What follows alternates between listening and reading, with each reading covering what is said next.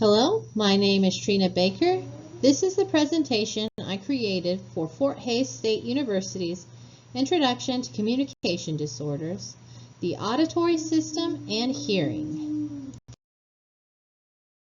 The outer ear. The outer ear consists of the external part of our ear, which is called the pinna or the auricle, and the ear canal, which is also called the external auditory meatus or the external auditory canal, an abbreviated EAC. The pinna catches and funnels the sound waves or acoustic energy into the external auditory canal. The EAC then passes the sound waves down to the eardrum. The EAC also contains oil glands to secrete cerumen, also known as earwax, and it has tiny hairs that work together to protect the ear from things like debris or insects. The middle ear. At the end of the EAC is the eardrum or tympanic membrane, and it separates the outer ear from the inner ear.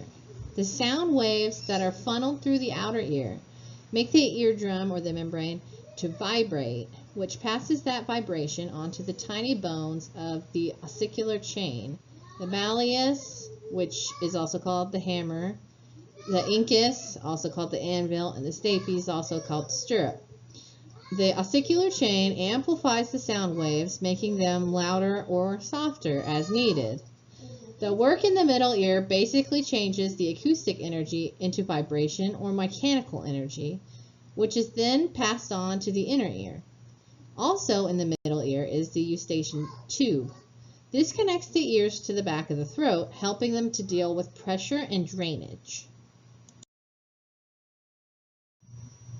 The inner ear. The inner ear contains the vestibule and semicircular canals, which primarily help with things related to balance and body orientation. But since this is about hearing, I'm going to talk more about the cochlea. The stapes connects to the cochlea at the oval window. The mechanical energy that the ossicular chain brings is converted to electrical impulses in the cochlea. Within the cochlea, the basilar membrane and the organ of Corti work together to change the variety of vibrations into electrical impulses through a process called transduction, where hair cells in the basilar membrane and the organ of Corti are stimulated and moved around in up and down and back and forth movements, or shearing. The action releases neurotransmitters to auditory nerve cells, electrical impulse to the auditory nerve, then to the brainstem and midbrain, and finally to the auditory cortex of the brain.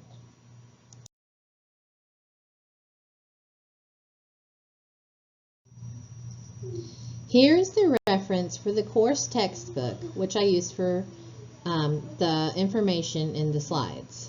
I hope this video was an informative summary of the hearing process. Thank you for watching.